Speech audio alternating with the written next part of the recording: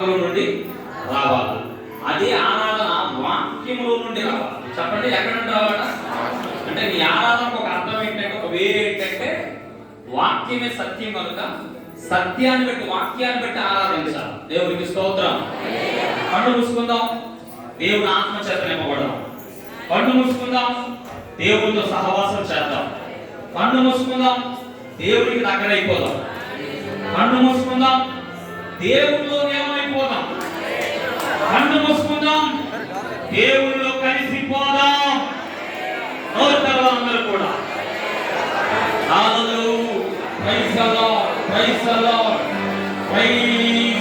అందరూ కూడా హృదయపూర్వకంగా నిజంగా స్వస్థత కలగాలంటే ఆత్మతో సత్యముతో ఆరాధిస్తే వస్తుంది.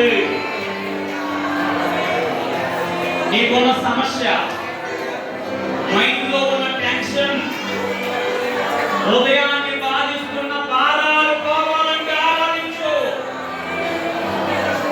నీ కన్నీరు తొడవబడాలంటే ప్రభువుని మనస్ఫూర్తిగా అడిగితే నీకు మనశ్శాంతిని ఇప్పుడే ఇచ్చేస్తాడు ఆయన. ఏ కష్టంతో వచ్చావో, ఏ భారంతో వచ్చావో, ఏ కన్నీటితో వచ్చావో దేవుడు ఆ భారాన్ని అంతటిని దేవుడు తీసుకువైపోతున్నాడు. అద్భుతంగా నిన్ను నన్ను నడిపించబోతున్నాడు, పోషించబోతున్నాడు. ఆ జీవితంలో బలమైన కార్యము ఈ సమయంలో దేవుడు చేయబోతున్నాడు. నమ్మి మౌనం ఉండదు, మౌనం ఉండదు. మీరు దాన్ని కూరుకుంటే రాళ్ళు కేకలేసి స్థుతిస్తాయట. ఆ అవకాశం ఇవ్వద్దు.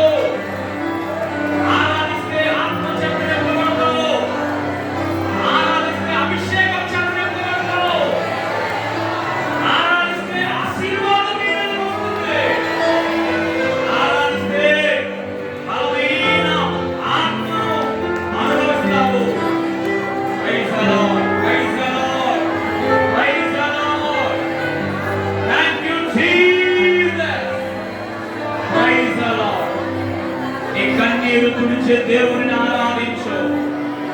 నీ దుఃఖాన్ని తొలగించగలిగిన దేవుని ఆరాధించు. ఆయనే కదండి ఆరాధనకు యోగ్యుడు. ఆయనే కదండి నమ్మదగిన దేవుడు. ఆయనే కదండి ఆపదలో ఆదుకునే దేవుడు. Praise the lord.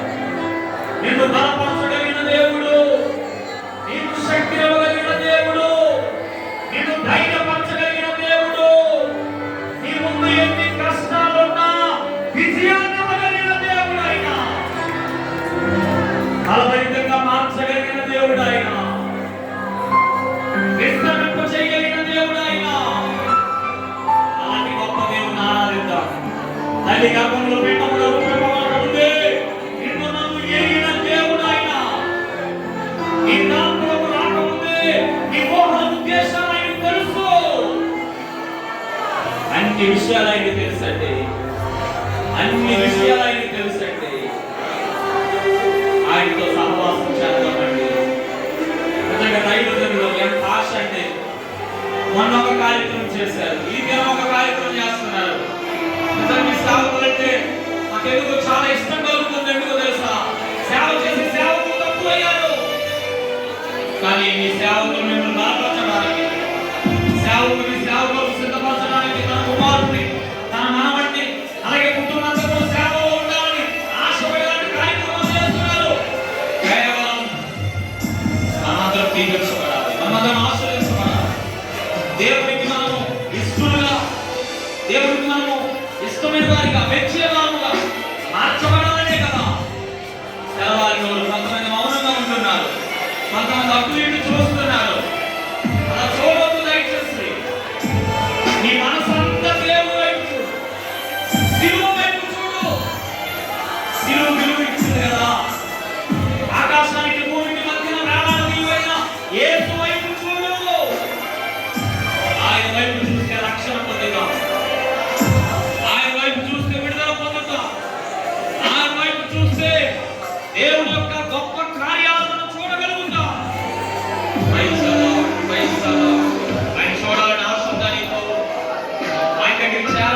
ఉందా నీకు? ఈ భూమి మీద ఉన్నప్పుడు ఆయన ఎదుర్కోగలుగుతామా? Praise the Lord, praise the Lord, praise the Lord, praise the Lord. Hallelujah. అందరూ హృదయంతో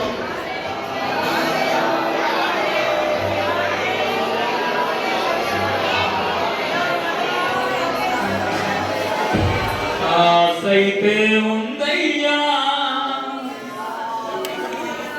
నిన్నే చూడాలని,